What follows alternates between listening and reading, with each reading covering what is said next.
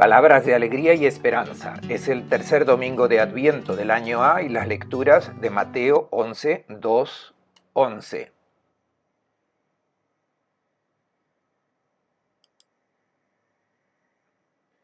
Juan oyó hablar en la cárcel de la actividad del Mesías y le envió este mensaje por medio de sus discípulos.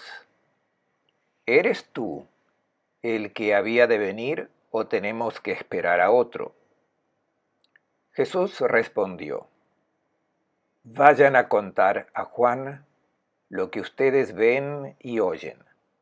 Los ciegos recobran la vista, los cojos caminan, los leprosos quedan limpios, los sordos oyen, los muertos resucitan, los pobres reciben la buena noticia, y feliz el que no tropieza por mi causa. Cuando se fueron, se puso Jesús a hablar de Juan a la multitud. ¿Qué salieron a contemplar en el desierto? ¿Una caña sacudida por el viento? ¿Qué salieron a ver? Un hombre elegantemente vestido. Miren, los que visten elegantemente habitan en los palacios reales. Entonces, ¿qué salieron a ver? ¿Un profeta? Les digo que sí, y más que profeta. A este se refiere lo que está escrito. Mira, yo envío por delante a mi mensajero para que te prepare el camino. Les aseguro, de los nacidos de mujer no ha surgido aún alguien mayor que Juan el Bautista. Y sin embargo el último en el reino de los cielos es mayor que él. El comentario es del padre Fernando Armelini. Y nuevamente son palabras de alegría y esperanza. Un buen domingo para todos, hermanas y hermanos. El domingo pasado ya habíamos encontrado la figura de Juan el Bautista. El Bautista es el predicador del Adviento, ha preparado al pueblo de Israel a la venida del Señor y nos prepara también a nosotros.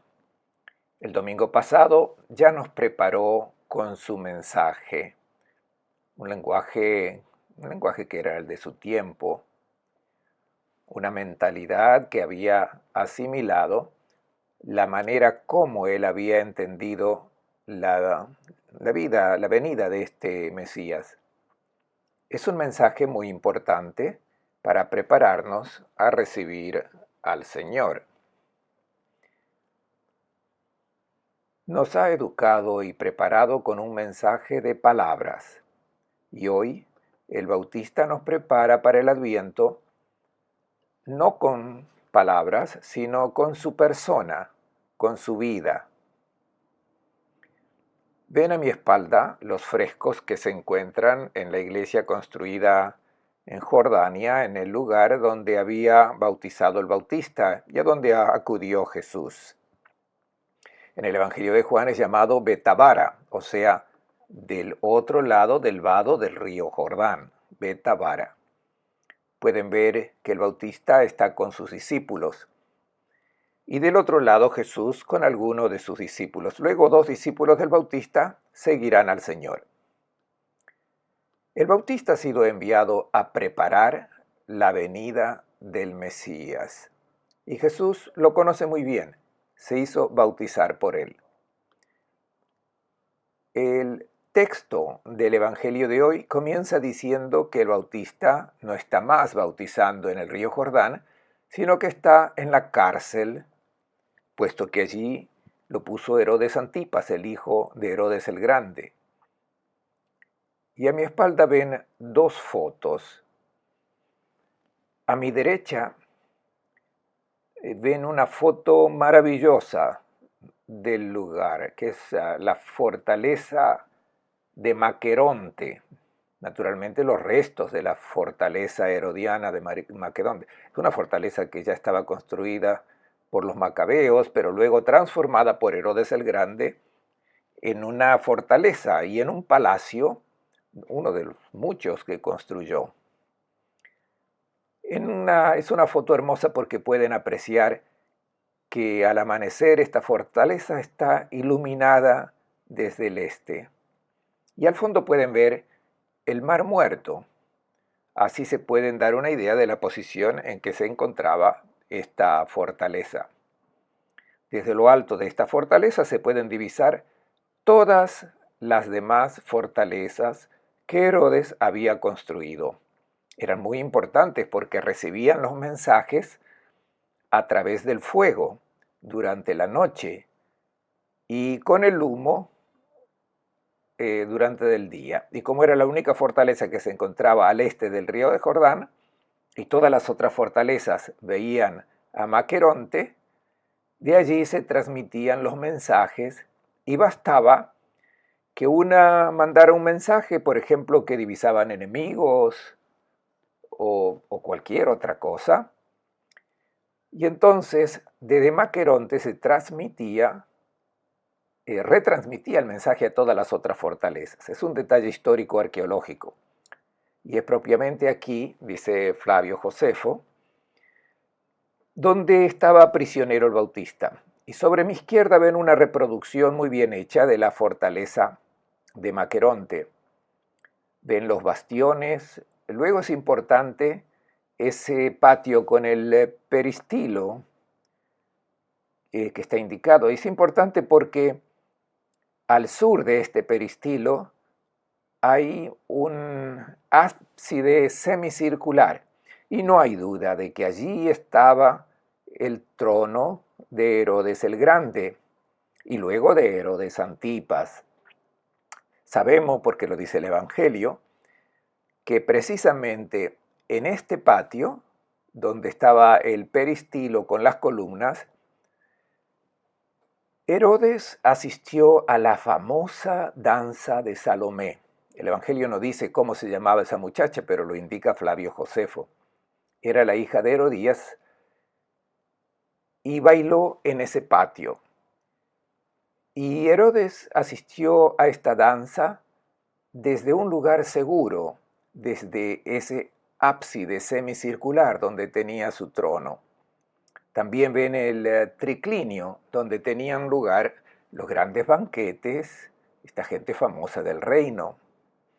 Y sabemos que es en este lugar que durante la fiesta de cumpleaños de Herodes Antipas se tuvo esa danza y luego fue allí donde fue martirizado el Bautista.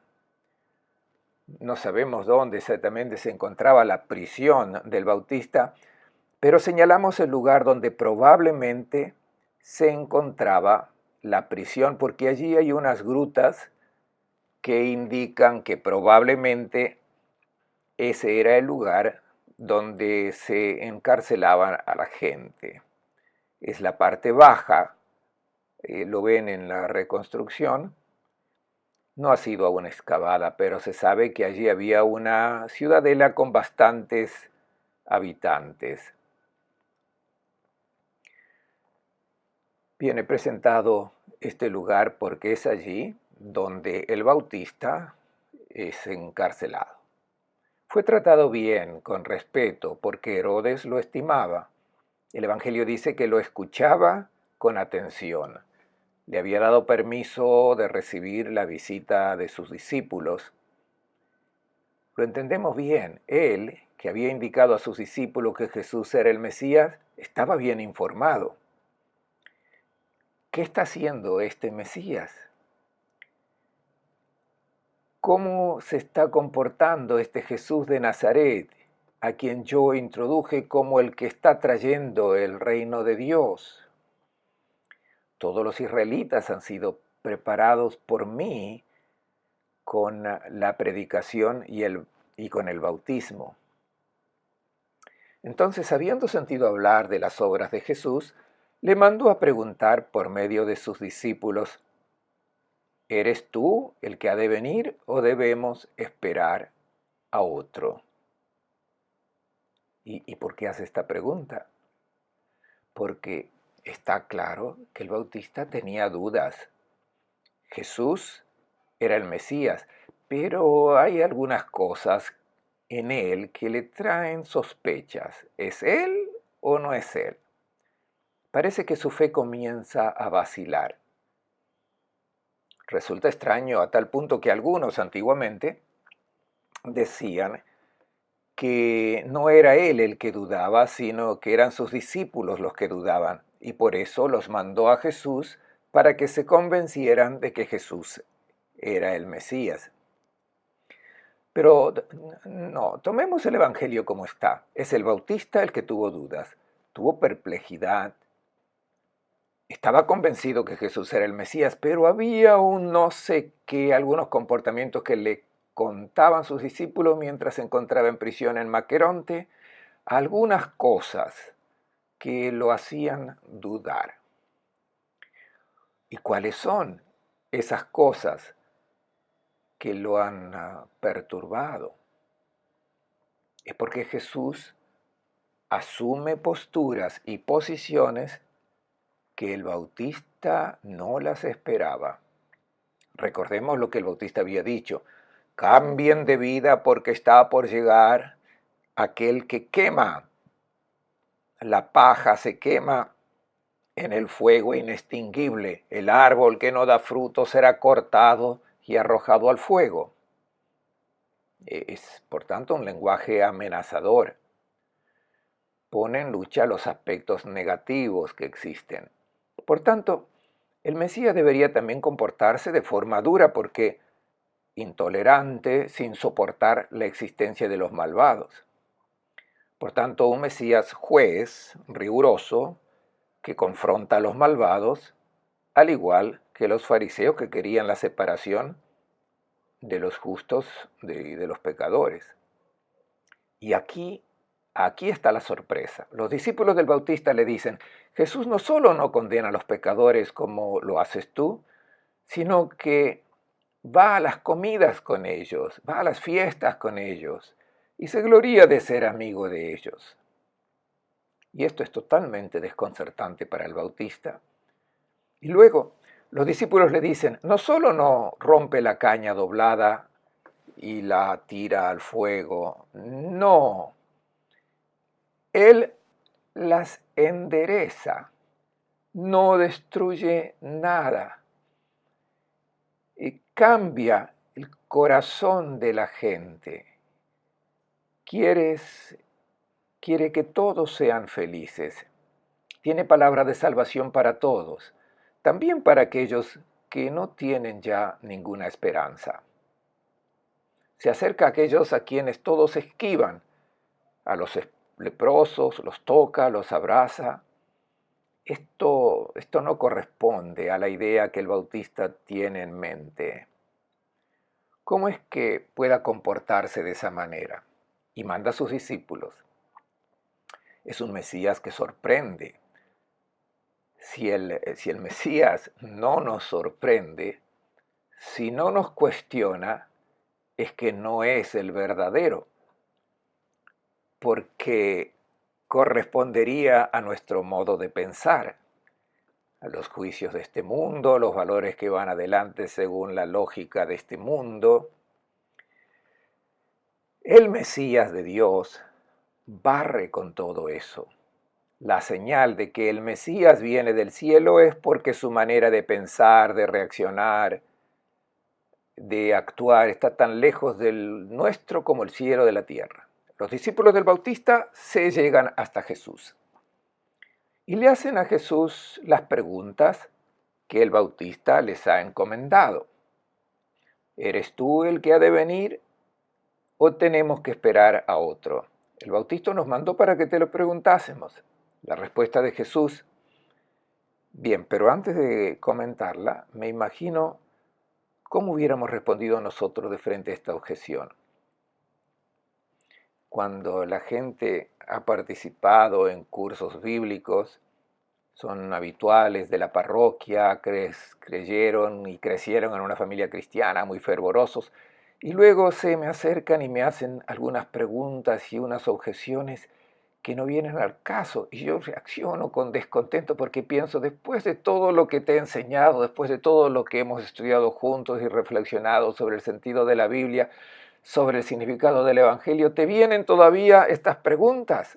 Bien, yo reacciono así, pero ¿cómo reacciona Jesús frente a las dudas de fe?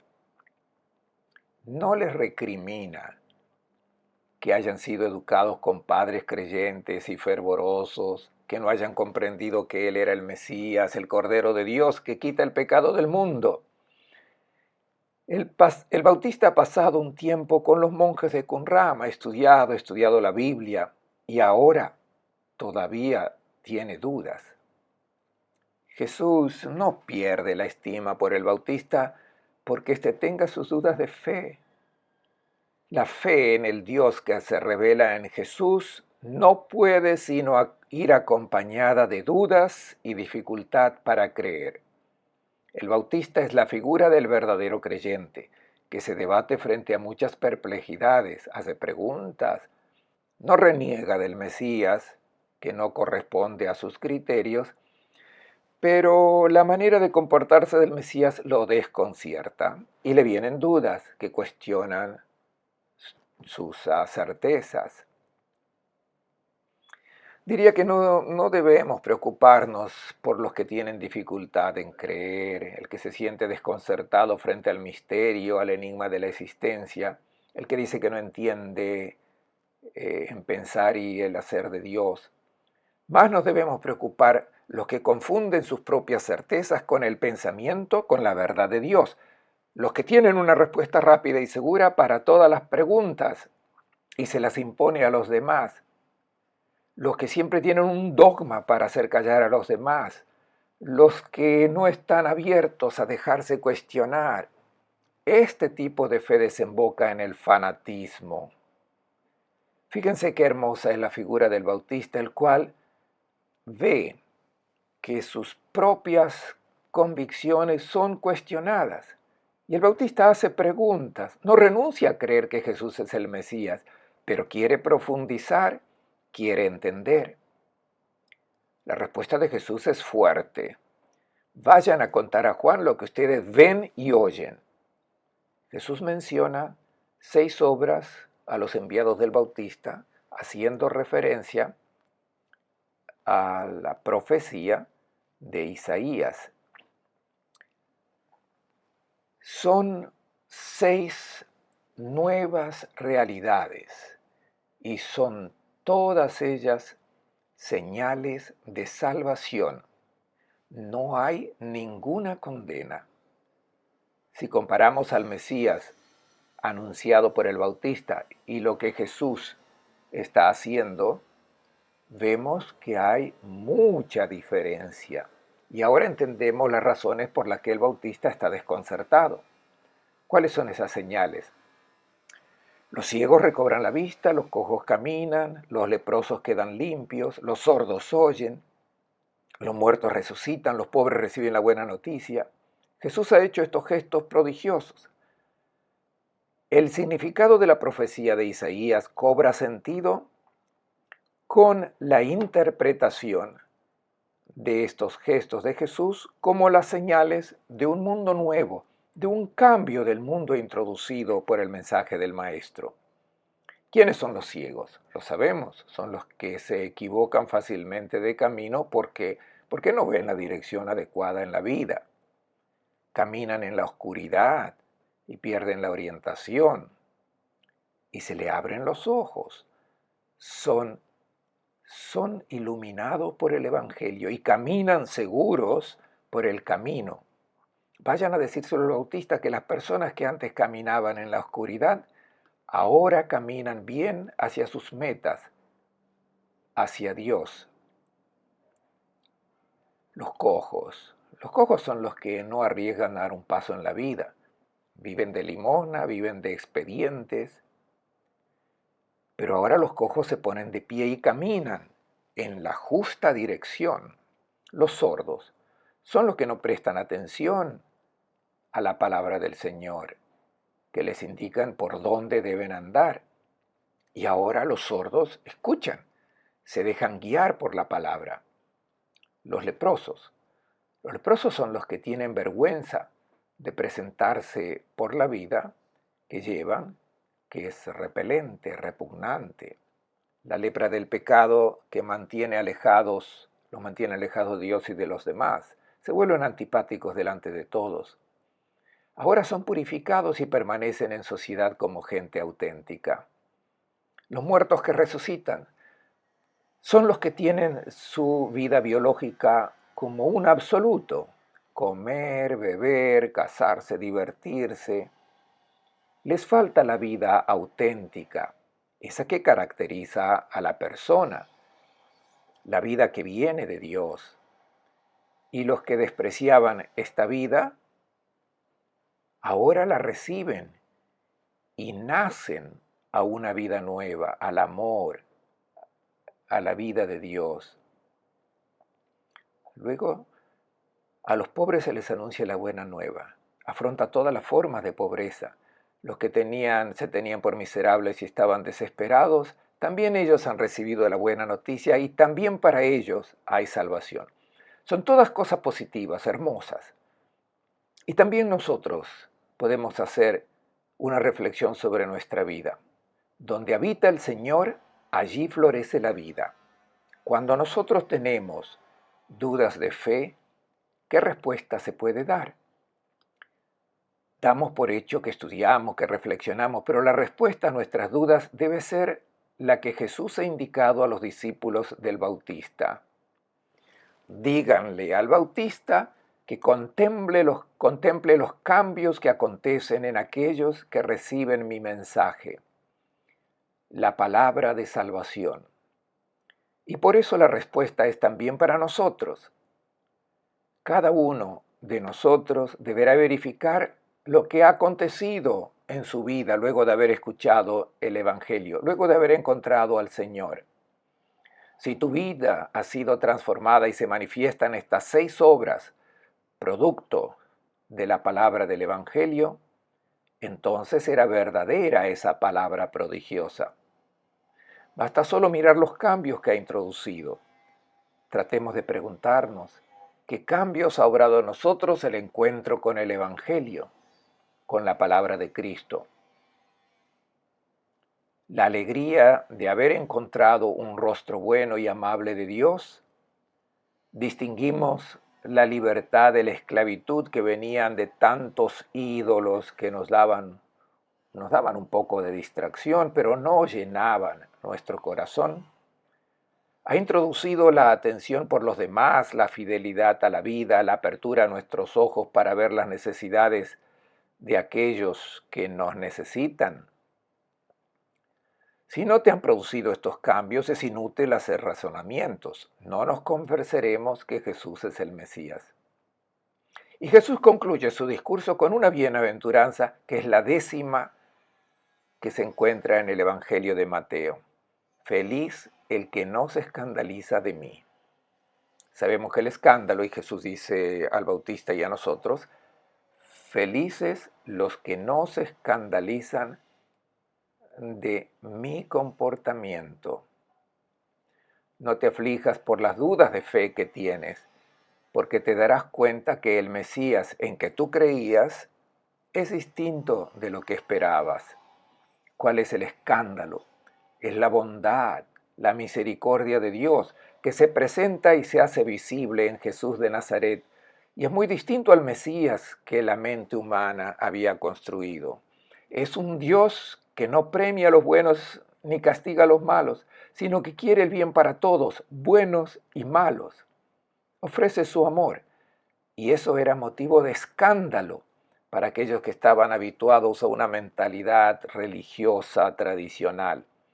Y estemos atentos, porque también la comprensión que hoy nosotros tenemos del Evangelio, de la palabra del Maestro, de la Biblia, es diversa de la que hemos asimilado y por tanto nuestra fe puede crecer. Jesús dice, felices los que no se escandalizan, que no encuentran un obstáculo en la revelación del rostro auténtico del Maestro. Y la conclusión de la lectura del Evangelio. Mientras estos se alejaban, es interesante. Creo que se fueron sin estar muy convencidos de lo que el Maestro había dicho, porque no hicieron ninguna pregunta. no pusieron ninguna objeción. Y ahora Jesús comienza a hablar a la gente. ¿Qué salieron a contemplar en el desierto? ¿Una caña sacudida por el viento? Es un elogio estupendo del Bautista. No era uno que se inclinaba donde soplaba el viento, que se inclinaba frente a los poderosos de este mundo. El Bautista no es como esas cañas adustas que crecen junto al río Jordán, símbolo de la volubilidad. Se inclinan según la dirección del viento. El Bautista no es un oportunista que se acomoda a todas las situaciones, a todas las modas, que se inclina frente a los poderosos de turno. Y así debe ser el discípulo. Decía al principio que el Bautista prepara la venida del Señor, esta vez no con sus palabras, sino con su vida.